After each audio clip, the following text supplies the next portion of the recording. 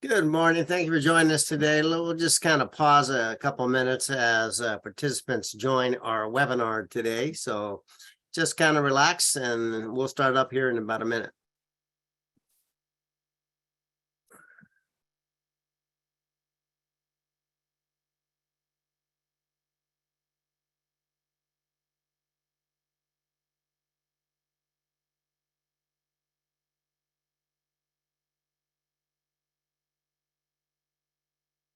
So if you missed my first announcement, we're just kind of holding off probably about another 20 seconds, allowing people to join our webinar, and then we'll get started.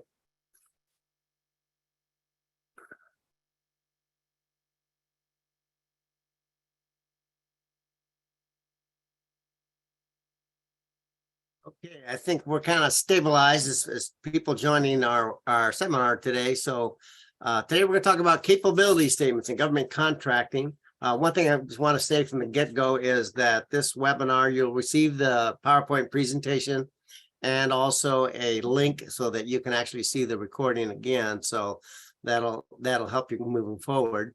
So a little bit just about who we are. We're the Apex Accelerator, formerly Kermit Technical Assistance Center, commonly known as PTAX, but we're administered by the Monterey County Business Council.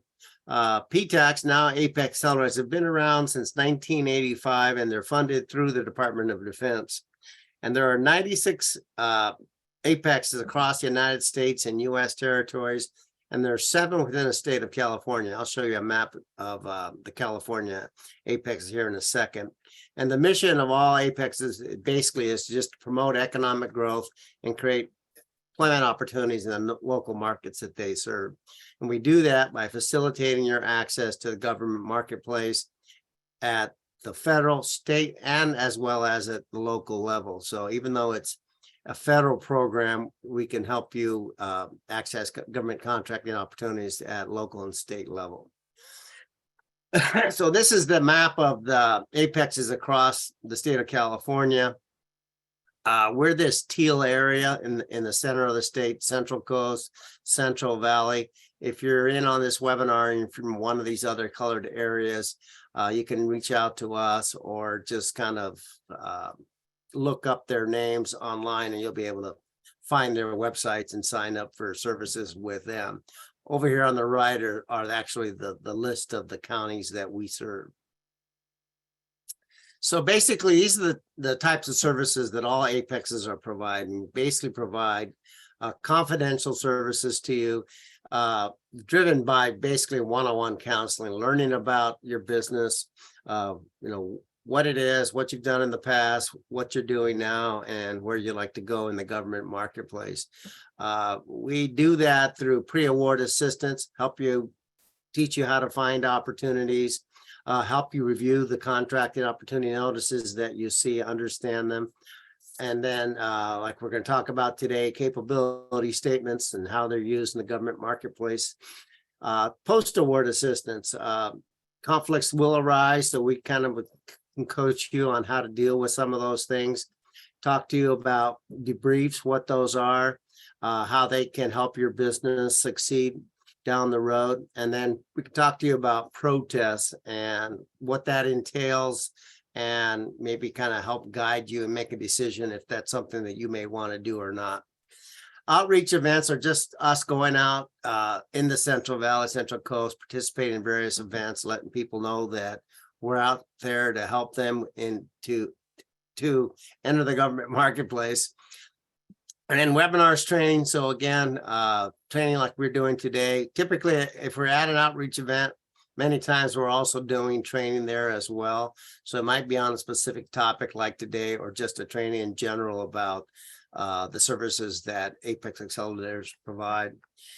Bid matching is a service that we provide. Basically what we do is we have a third-party vendor we go to, we work with you, create a profile on your business, upload it up into their system.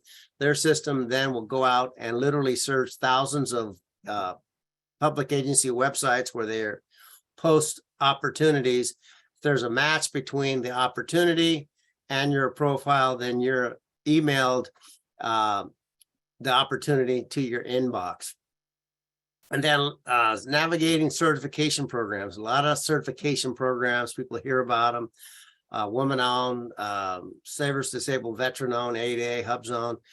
We'll help you understand them, tell you whether we think they make sense for your business or not, depending on what type of business it is. Talk to you about the various requirements and then the supporting documentations that are required in the certification process. And the great thing is that there's no fees or commitments to you. So we're here to help you out. With that, I'd like to introduce to you Sharon Mikesell. She's with the Cal Coastal Small Business Development Center. It's a great strategic partner of ours that can also be a great resource to your business. So Sharon? Great. As Victor mentioned, I am Sharon Mikesell. I'm the program manager at Cal Coastal Small Business Development Center. You may also know us as Cal Coastal SBDC. Who we are a national program. There's about 1,000 SBD centers nationwide. We're part of the Central California SBDC network. And Cal Coastal SBDC specifically provides small businesses in Monterey and San Benito counties with one-on-one, no-fee business advising, training, and access to comprehensive resources and information to help businesses to start, grow, and succeed. We provide financial education, business plan guidance, marketing tips, and that can help businesses get started with government contracts of all sizes. And we find that many of our clients get started in government contracting as subcontractors or with contracts with cities, counties, and special districts. Our services, of course, complement Apex Accelerator services. We recommend that you sign up for both organization services, especially since, like Victor said, there's no cost to you. And why is there no cost to you for our services? Well, we have the support of our partners that include the U.S. Small Business Administration, the California Office of the Small Business Advocate, local partners that include the Monterey County Business Council, the Monterey County Workforce Development Board, the City of Salinas, and of course, our host and small business lender, Cal Coastal Rural Development Corporation. So if you're not our client already and you're in Monterey and San Benito County, please visit our website at calcoastalsbdc.com. Click that little green Get Started button. And of course, you can always follow us on social media. And we thank you for joining us today as well. And I'm going to toss it back over to Victor to start today's presentation. Thank you, Sharon. So yes, take advantage of all the services that SBDCs provide. Sharon is in Salinas, but there's SBDCs all through the Central Valley, Central Coast area that might be closer to you. So take advantage of them. So agenda today, first we're going to talk a little bit about just the purpose of, what a capability statement is and its purpose. And then I'm going to go through the fact that there really is 3 types of capability statements. There's a general one, a generic, and then there's one that's targeted at federal, state, or local agency. And then there's another targeted one that is used in the process of responding to a source of sought notice or a request for information, an RFI. And then we'll kind of really dive into the 5 key elements of a capability statements. The way capability statements have evolved is basically there's 5 key sections of a capability statement. So we'll go through each section so that you understand the kind of information that you want to include in each section.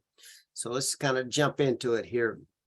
So I'll mention one more time. I see we've got a few more people have joined the presentation since we first started, but you'll receive copies of all these of this PowerPoint presentation, as well as a link of the recording of the presentation if you want to hear it again. The purpose of capability statement. So basically, what a capability statement is a promotional piece about your company so that the reader that you hand this to, email it to, then gets a really good picture of your company. So it's a 1-page synopsis of your business. The 1 page, it can be 1 page, one-sided or two-sided, but the format is you want it to be 1 page. I've seen where I've asked them, do you have a capability statement? They say yes. I said, can you send me a copy? And they'll send me like a 7-page document, and that is not a capability statement. Basically what it is it's a door opener to government agencies. It's a way for them to learn about your business, the basic things about your business, and encourage them to want to learn more about your business. Ideally, setting up an appointment with you to learn more about your business and inform you maybe about more upcoming opportunities that they have where they think you'd be a good fit. It's gonna detail your performance expertise and proficiencies, and we'll get into some of that. It clearly defines what your business is. You know, if you think about like elevator speeches, you go to a conference, people say, oh, well, tell me about your business. It's a great way for you to be able to articulate your elevator speech, but in a written format. Shows what sets you apart from the competition. So that's the big part of what you want it to state. And then it's a proof of your qualifications, past performances, and this last one, it's not so much required in the government registration process, but oftentimes it is something that may be required that you submit in submitting actually an offer to the government. So there's actually 3 versions of capability statements. And I know there's people that I have respect for in the industry that kind of say, well, you know, you never really give somebody your capability statement unless you had an opportunity to talk with them and customize it and stuff like that. But oftentimes you can't get a meeting like that without at least having the first example here, the general capability statement. So that the general one is a capability statement, and we're going to go in a little more detail with each one of these, but it's just the basic representation of your business, the one that you would just kind of, in most cases, just be distributing.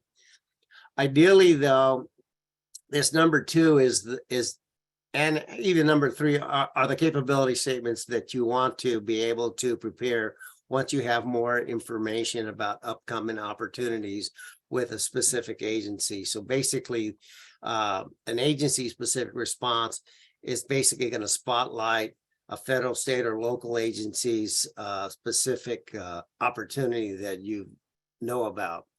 And then with the sources sought or a request for information response, the government will basically put out notices that they'll say, hey, we're doing market intelligence. So we've posted this sources sought notice. Can you please respond to that? In that notice, they'll say, also send us your capability statement. So it's an important tool. So with the general capability statement, again, this is the general one that it's just a nice illustration of your business and what you've done. It's not really targeted at any specific agency or opportunity, but it is a good illustration of your business and what you've done in the past. What are you going to do with it? Well, person to person, it's something that you're going to bring with you at conferences or maybe a vendor outreach session. Agencies and say at military bases will have events. Sometimes they call them industry days. So you want to bring those with them. Again, maybe at this stage where you're bringing that, you don't know about any forecasted opportunities where you can actually tweak it.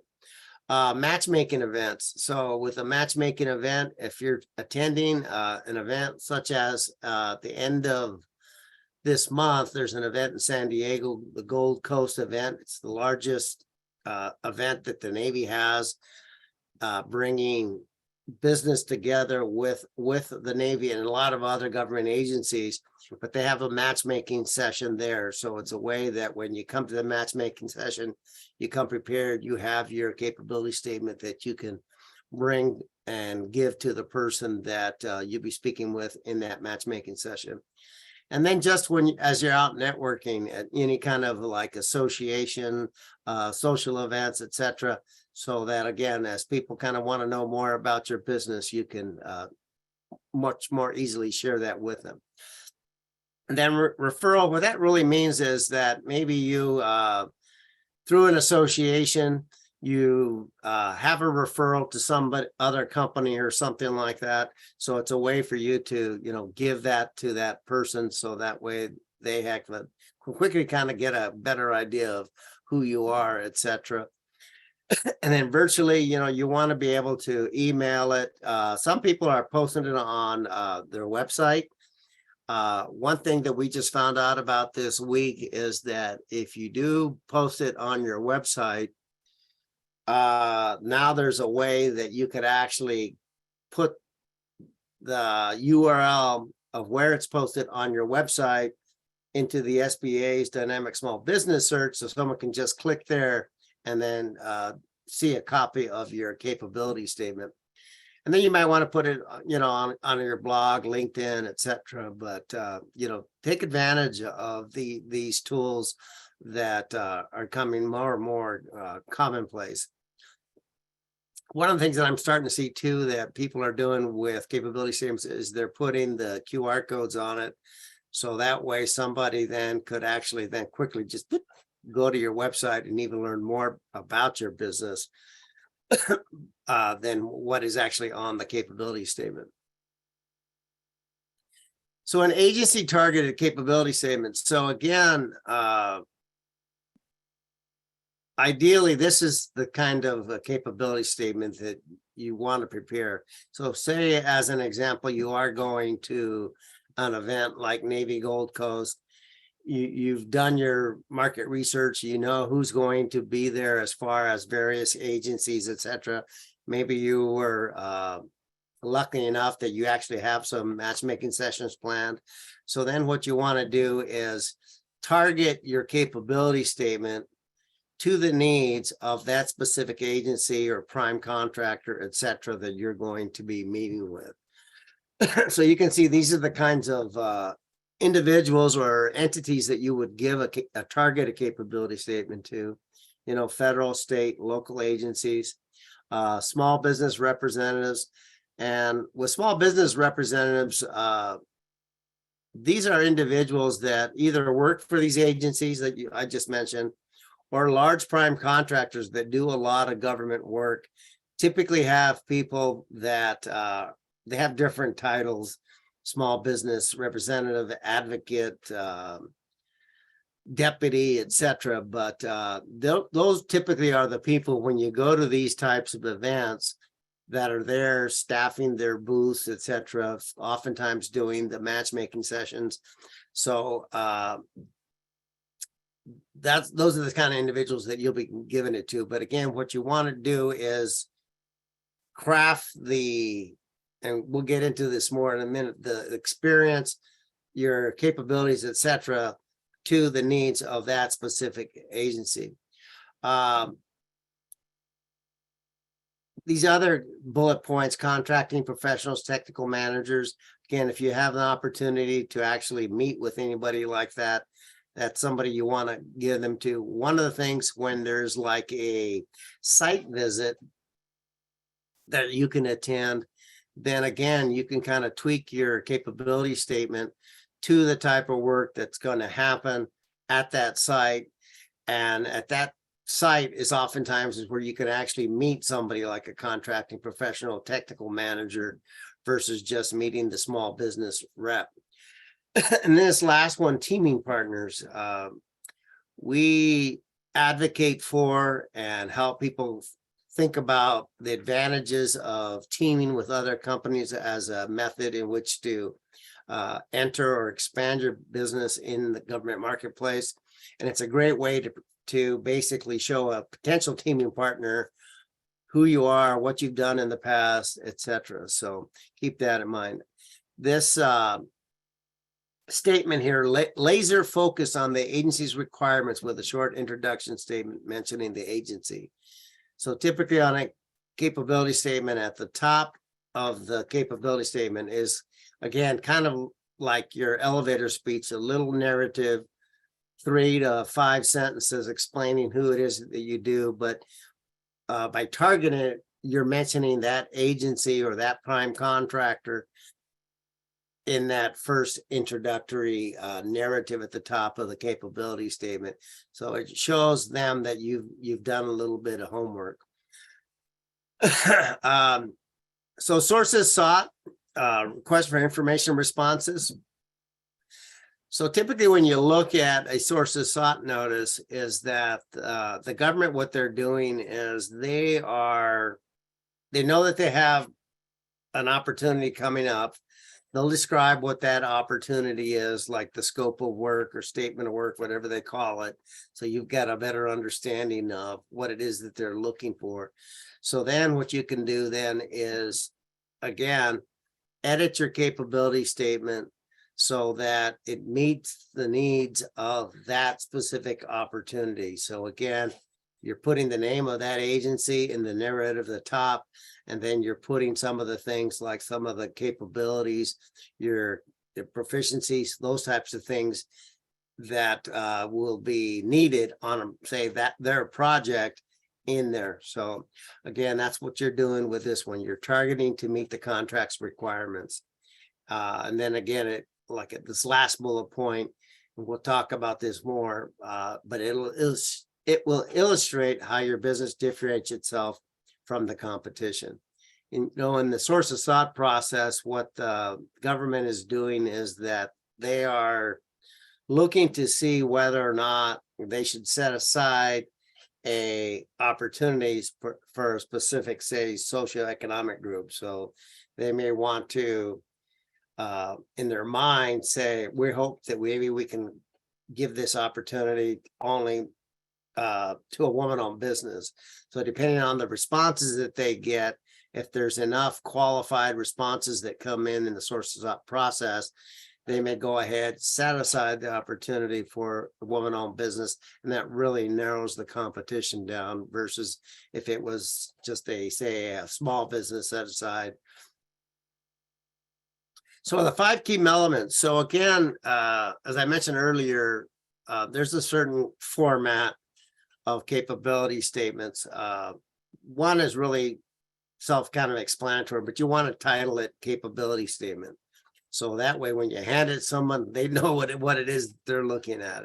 You'll kind of see some examples of this towards the end here. But the other sections are past performance. It's really important. People want to know that you've done this kind of work before. And so they want to see your past performance. They want you to show them what your core competencies are, what kind of differentiators your company has, and then company data. And then I'll go into more detail of these here. So again, capability, the first one there, that's self-explanatory, title it.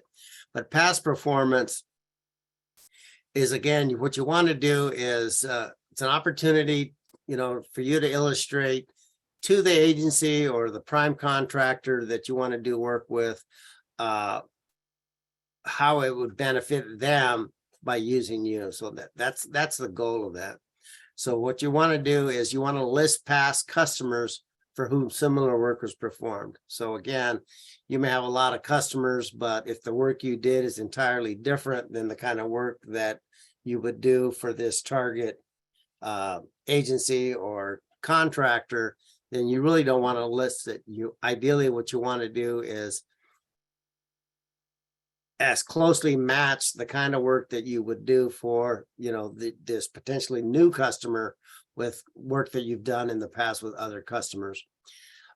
Remember that capability statement, it's not a resume. So don't, with your past performance, just put like the most recent projects and kind of list them like that you typically see in a resume. But what you want to do is, prioritize it. So again, internal to the agency. So if you've done work, say for the Forest Service in the past, and you've worked with, say, one national forest, but now you're going to another one, that's what you want to do, is that show them that you've done work with their agency before. Again, maybe it was a different department, but that's probably one of the better ones if it's a related agency. So again, maybe you've done work with one federal agency and now you're looking at another. Also, if it might be that maybe you haven't done any federal work, but you've done a lot of state and local stuff, government people like to see that you worked with government before. And again, the more closely related the work that you've done with other government entities, especially if it's already within their agency, the more impressive it is. But don't forget too that commercial contracts are important as well. Really, the important thing as far as your past performance is that the work that you're proposing to do for the government customer is the same kind of work that you've done with the commercial, because people will ask that and say, well, I've never done government work before. How do I put past performance? Well, you do that with your commercial contracts, or like in case here that I'll describe is maybe you're a new company, and as a relatively new company, you really don't have much work that you've done as a prime with a customer, but you can kind of show an examples like you see here. So in this case, this is as a subcontractor. So the contract was with the Department of Homeland Security, or at least that was the end customer, but as a subcontractor to the prime, and that was who your customer was. And then you provided XYZ services to Active Fuse of blah, blah, blah. So that's how you would do it if you don't have any direct work as a prime with government agencies. You can say that, hey, yes, I've done this kind of work before, but as a subcontractor. One of the things that I would caution you too is that I've seen where people say they've been a subcontractor to a prime on a military base or with the Forest Service or at the national park. So then in their past performance, they'll say, oh, well, I've done work with the Navy. I've done work with the Forest Service. I've done work with the national park. Well, that information is really easy for someone to look up to see whether you've actually done work with the national park directly or the Navy directly or with the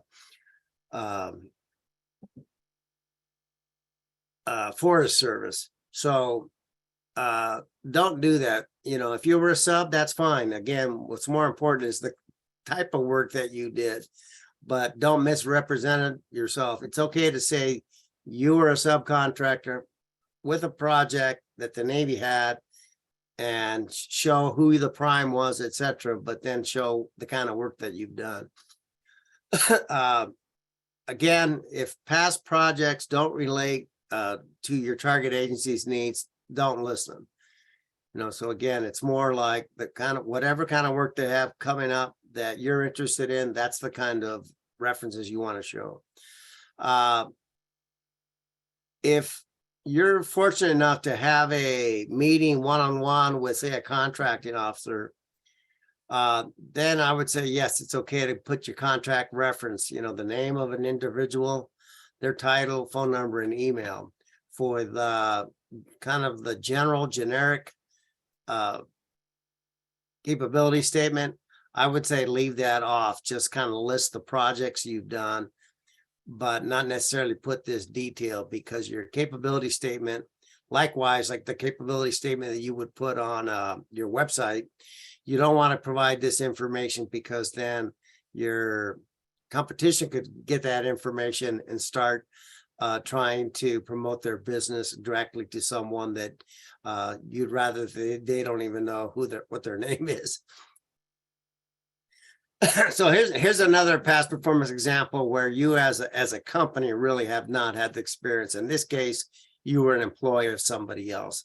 So it's very similar to what I just went through. But again, you just state as an employee of XYZ company, these are the kinds of things that I did and help them to do that. Again, you describe the kind of work that you did so that they can understand that you can do the job for them. So core competency. So this is an area where you've got the top little narrative basically kind of your elevator speech of what you do. But then in the core competency section is where you really kind of detail some of the things that your company does. So again, your firm solid experience. Again, as much as you can, do your homework and relate your core competencies to the agency or the customer's specific needs. So keep that in mind. Use a keyword heavy bullet points. Don't write long wordy paragraphs because people probably not going to read it. But if you have bullet points, it's easy for them to scan it and look for words that are or phrases that are important to them. So, use a bullet point format. So differentiators, this part is really important, but there's a lot of confusion on it. So we'll kind of go through a couple slides on this, but it really lists unique features or benefits of the product or services that sets it apart from competing products or services. So, and really, you've listed your core competencies of, the things that you do, but differentiators are really what sets you apart. So again, as much as you can, you want to, with these differentiators, make sure that it shows how it'll benefit either the agency, the prime that you want to sell to, or potential teaming partner. So with differentiators, you want to make what makes your firm different from your competitors, because we all have competitors. So really, what is it that's going to make you different than others? So here's some examples. So location. So it could be that maybe there's a project and you're literally within 20 minutes of where the work is going to take place. So that's an advantage because maybe another competitor that can bring all the same kind of experience and core competencies that you have, but they have to drive 3 hours to get to the location. That's a differentiator for you because of your location. Maybe the location, it's some place where you worked before in the past, or you have experience. So that's even a greater differentiator, is the fact that you've actually been out there at a facility. Maybe you've got the facility clearances already for your team, those types of things. So that can be a big one. Training. So there might be some specific training that your team members have that really sets them apart. So that can really be a good differentiator. Exclusiveness. So it could be that you are the only company that is licensed to sell certain products or certain services in a geographical region. So because of that, that'll really set you apart. Experience. So again, experience, you're going to show that in past performance and stuff like that, but you might have experience that perfectly matches what the agency or the prime contractor is looking for. So that can really set you apart. ISO. So if like you're a manufacturer and you have ISO certification, that's huge. So if you have that, make sure you're showing that. And then metrics, anything that you can show, especially where that, you save time, money, those types of things, that you can back that up with data should someone ask you for it. That's a differentiator. This bottom bullet point is important. It's better to have only 2 or 3 strong differentiators than a entire list of mediocre or poor examples. And then I'll show you what poor examples are. So, don't kind of get hung up on these. Like if you don't really have what you think are solid differentiators, but I'll show you how you can kind of think about your business and how to define some differentiators for your companies after this slide here.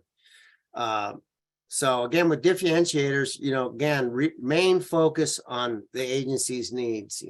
Look at their forecasts, look at past solicitations, that they have out, so you really understand kind of the scope of work, statement of work, those types of things, so that you can focus in creating differentiators that meet that agency's needs. Or again, maybe within this agency, there may be a specific decision maker that you become aware of, that they've got some certain things that they're really looking for in an offer. So keep that in mind. Again, upcoming contracts. So make sure you're out there looking for forecasts and any upcoming contracts.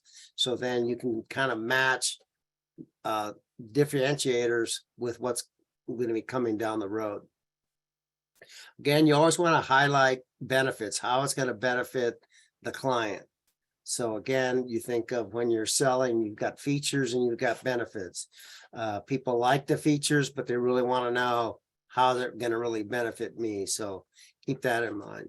If you can incorporate metrics, people want to see that you can back up what you're saying with numbers. So incorporate metrics as much as you possibly can. And really good differentiators, will separate, the vendor from real competition and then wannabes. So keep that in mind. So here, this next slide will show you kind of, this one will tell you what differentiators not, and then I'll have another slide on how you can kind of think about identifying some of your own differentiators. So this first one's really important. Differentiators are not socioeconomic certification. So if you're veteran-owned, woman-owned, minority-owned, 8A, whatever it might be, those aren't differentiators. Those are great things to have in certain industries, but really it's your experience that gets you the work. The fact that, again, you have one of these certifications might help push you over the top, over the competition, but it's really not a differentiator. People think it is, but it's not. Any kind of these next statements that I'll go through, these generic statements, these one type fits all statements, they're not differentiators. So if using things like quality, people, services, products, everybody has quality people, quality service, quality products, doesn't mean anything.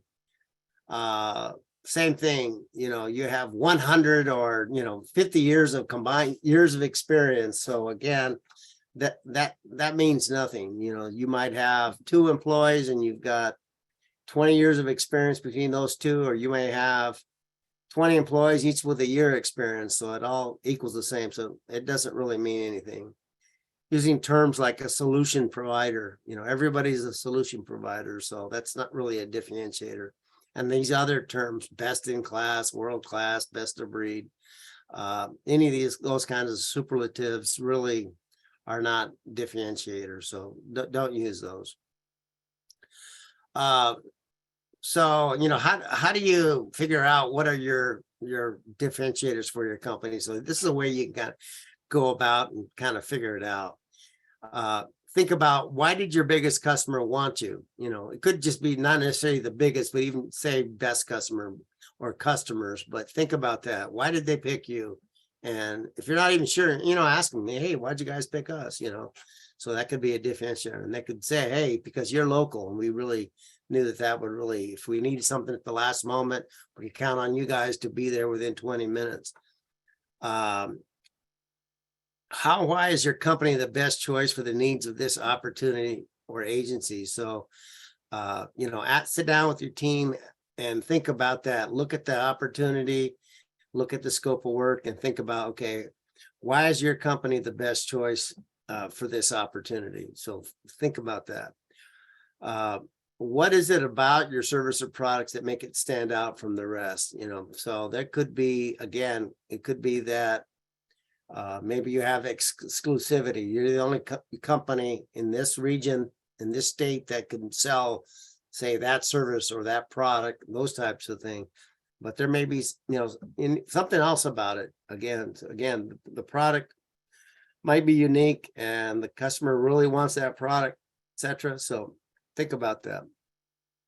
We talked about this before. Is your business located in a place that is beneficial to this opportunity or agency? So again, that was good. Last one, what is it about your business that gives you the advantage over your competitors? So it's really important for you to know who your competitors are. What is it that they're good at? You know, what is it they do that maybe that you don't do? What is it that you do that's better than them? So you need to sit down and kind of think about that. You know, it's really important that you do your market research, that you know who your competitors are. If you know who your competitors are, you know, there are ways that we can teach you. You can go to see who are they selling to with the government. So we can show you how to do that. And then so you can start thinking about, okay, why did they land that contract? It could, the very beginning of the presentation, I mentioned a term called debriefs. You submit a proposal. If you don't win it, you can ask for a debrief and ask, you know, why didn't we get it? What could we have done better on? The government will tell you, you know, what it was. Even if you won the award, you still want to do a debrief and ask, what could we have done better to make your decision easier to award the contract to us? And, you know, they'll tell you. Let's see what happened. So then there's a section in the capability statement that's company data, and this is just basic information, and normally it's just kind of bullet pointed, and you'll see what I'm talking about when I start showing you some samples. But just some company information, you know, who's going to be the contact person, their email, address of the company, direct phone number, your website. That's really important. A 1 or 2 sentence summary of capabilities. That's really not part of the company data section, actually, now that I'm thinking about it. But these are this federal information. These are codes, unique entity ID. It tells the person that's looking at it that you're registered in the system for award management, sam.gov, so that you can sell to the federal government. UEI numbers have been replaced, DUNS numbers. Some agencies are still sort of using DUNS numbers, but you can either leave it on or get rid of it. But right now we're kind of telling people, leave it on for now till we make this full transition over to the UEIs. A cage code is important because, again, it confirms that not only do you have a UEI registration in SAM, you've gone through the process where you received the cage code that then now you can sell directly to the federal government. There's confusion out there that people think that all they need is a UEI to sell to the government, but you need both the UEI and the cage code. NAICS codes, those are North America Industrialization Classification System. You need to know what those are. You need to show those. Keep them concise. Some people think the more that they put, the more it shows that they've got all these capabilities. But the reality is you probably have about 5 that you're really good at, and that's what you do. I suggest too that people not only just use the code, but also the description of what the code means.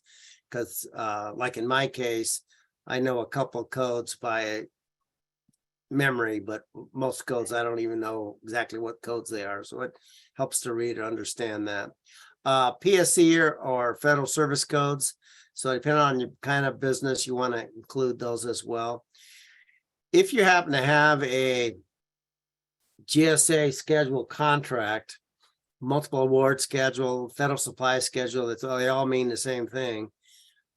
You definitely want to have that GSA schedule logo on your capability statement with your contract number on it.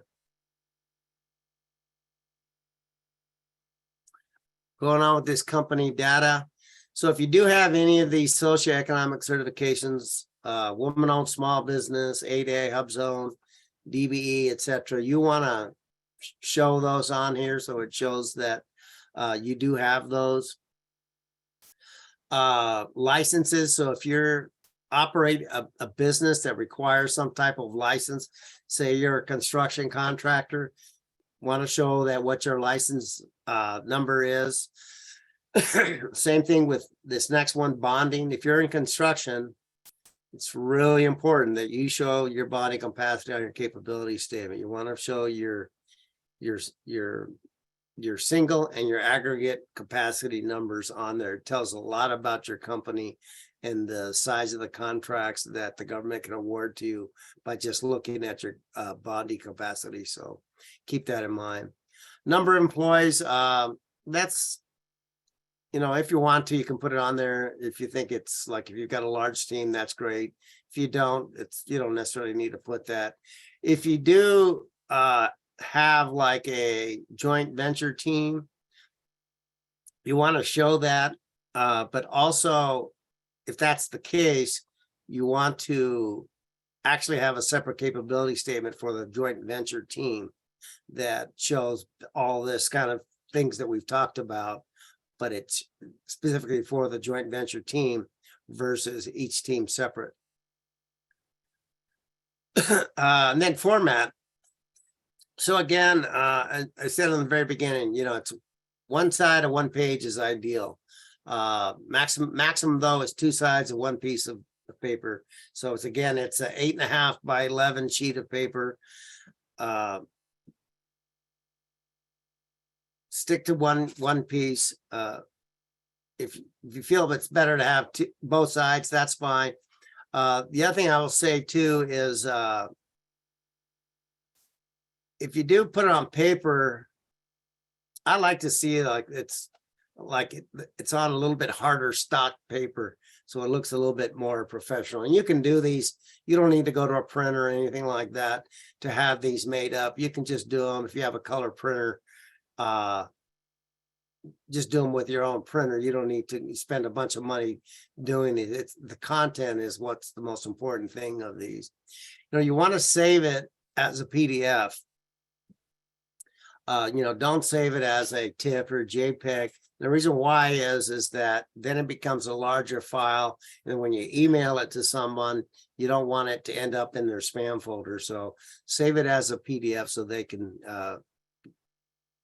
make sure that they can get it. Everybody's got Adobe Reader now to read them. And then again, that 5-section format. And then when you save it as a PDF, use this kind of a format, your company name, and then call it a capability statement, and then PDF. So here's some common mistakes when people are putting together capability statements is that they're not understanding between the 3 types and they use the wrong one. So again, you can't really go wrong with a generic one, but ideally, like I was saying, if you're going to go to like a matchmaking session, you know who the customer is, you already kind of have an idea of what the opportunities they have. Take the time to edit the generic one and customize it for that specific customer. I've seen this where there's no individual contact person information, too much text. So again, people are using a whole bunch of lengthy paragraphs and stuff like that. When people start looking at that, they look at it and it's like, it's what I call fluff, and nobody likes that. Just larger than 1 page. So again, front and back is the max you want to use. You don't provide an electronically accessible format of PDF. Lack of images is visually boring, and then no website. Ideally, what you want the capability statement to do is a couple things. A is that once people look at it, they want to learn more about your company. They're going to ask you more questions and stuff, but then they're also going to want to go to your website because you've told them, if you go to my website, you can see more examples of different projects we've done or some of the other products or services that we sell that may or may not be of interest to you, but they'll go there to see that. So ideally, you want that capability statement to drive them to the website. If you don't have one, then you really need to start seriously thinking if you want to be competitive in the government marketplace of having a website. So here's just kind of an example of sort of the format. So again, you can see here that it says capability statement at the top. You would put in your company name and your logo up here. Over here on the right is just that company information of, like, here they called it a company snapshot, when it was formed, cage code, DUNS number, GSA schedule, etc. Here's the NAICS codes. Here's their, again, bulleted list of core competencies. Differentiators, they don't really tell you what they are here, but they're just kind of saying this is where you would put them. This one actually has key clients, and then here's where it'd be a section where there would be past performance. And again, there's no right or wrong way, but again, think of the sections. You want this narrative, you want this basic company information, you want the core competencies, you want to have differentiators, and then it's the past performance section that you want in there. Here's one that's pretty simple, straightforward, but it's dressed up a little bit just because they have like a nice logo. It's kind of fuzzy here. I apologize, but you know, it says Summit, you can't really see it. It says land management, but it's labeled capability statement. A couple, you know, bullet points of the main things that they do. They talk about their core competencies, but here's their past performance, company data, their differentiators. You know, they've got some really specialized machines, equipment to do the kind of work that they do. So they've listed that as a differentiator. And then some of these other things in here. Here's one here. You know, company logo, it's labeled capability statement. Here's their contact information. Here's their tagline. We measure our success by the satisfaction of our clients. Here's some of their basic information. Again, they're a construction company. So here's bonding, 10 million single, 20 million aggregate, NAICS code. They put in safety practices because safety is so big in construction. But then here's some nice pictures of projects that they've done. And they use in a 2-page format. So here on the back side, here's their past performance. Again, they're showing that they weren't the prime here. The prime was Mortenson Construction. The project was Army Growth Complex. The dollar value was 1.4 million. Here was another one. WashDOT was the kind of the end customer. They worked under the prime of Kiewit General. Project was PC deck placements and $4.6 million. And here's other clients that they worked for in the past. And then these are like some of the differentiators they have. These are national award-winning concrete projects. So if you've got like this awards for projects that you've done, those are differentiators that, you know, you've been recognized in your industry that you're very good at what you've done. So summary and conclusion. Key phrases, elevator speech. You know, you got to have an elevator speech for your company, and then use that at the top of in the narrative of the capability statement. Remember that your capability statement is not static. You know, update it as you need it. You know, update it when you know you're going to have a appointment with a specific agency or etc. Remember, there's 3 types: the general one, targeted to an agency; response to an opportunity; save in PDF. Capability statements really started in the federal marketplace, but you're seeing an adoption by state and local. So again, it's just a good marketing tool that once you create it, you can basically kind of give it to any potential customer, and it's just a nice piece for you to have. And then this last one, mimic your capability statement, your website, and vice versa. So one of the things that people say, well, I don't have a website, or they have a website, and I look at it and I say, well, you got a good website. So a lot of the information that you already have as content on your website, you can just copy and paste it right into your capability statement. So if you don't have a website, by you actually creating the capability first can help you to develop content for a website as well. So keep that in mind. With that, just wanted to say, here's our upcoming webinar, and I'll take a few more, any questions you have. August 2nd, we're going to talk about simplified acquisition and micro purchases. So there's a lot of money to be made there, but there's a whole different process than you finding opportunities posted on government websites. And then how to find government contracting opportunities. We'll actually go and look at government websites to show you kind of step by step of where you can find contracting opportunities at federal, state, and local level. So with that, just drop your questions, I guess, in the Q&A or the chat, whichever you want to do. As a follow-up, as I mentioned earlier, you'll get copies of these slides and the link to the recording. If you're shy, you don't want to ask a question now, just reach out to us and then we'll answer your questions. But let me see what this one. Somebody says, what if you haven't done work for the government before? So it's kind of like I said, that's pretty common. I mean, ideally, you know, what you would do is, as far as performance history, show where you've done the work before at selling in the private sector, or like in the two examples I gave before, maybe you were a subcontractor to a prime who actually had the contract with a government entity, or maybe you worked for a company that had a contract with the government, so you could show it that way. So those are the two ways basically you would do it. But again,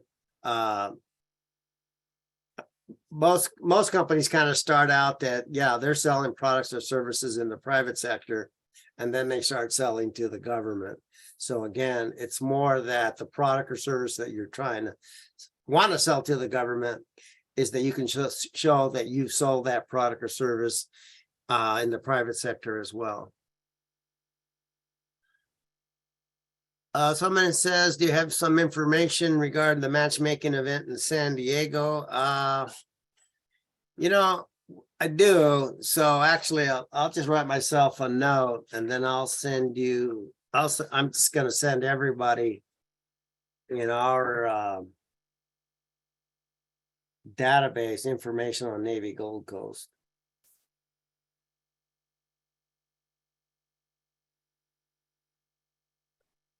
And the event Navy Gold Coast is the 26th through the 28th. And I believe the matchmaking sessions are on the 27th and the 28th. The first day is just the start of it. Yeah, the first day is just the start of it. The matchmaking sessions themselves are the 27th and the 28th.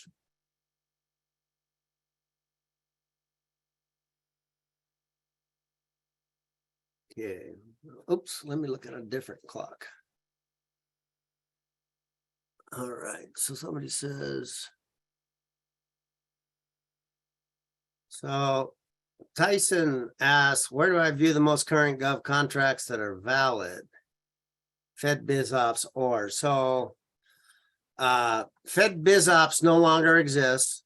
But I mean, I'm glad that you heard of Fed BizOps. Basically, what's happened is with SAM.gov, the government basically is migrating like 8 online databases all under one dashboard of SAM.gov.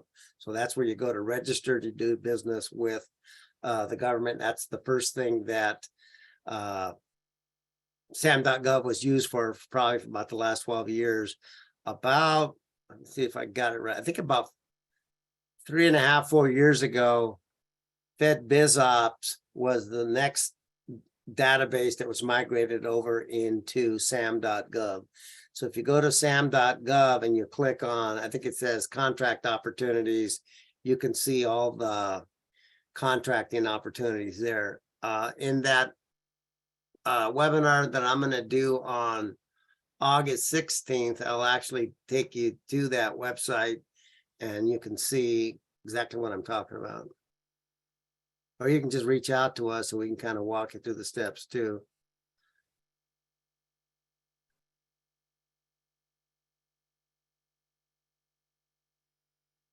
Yes, Laura, you will receive a copy of the presentation and then a link to the recording as well.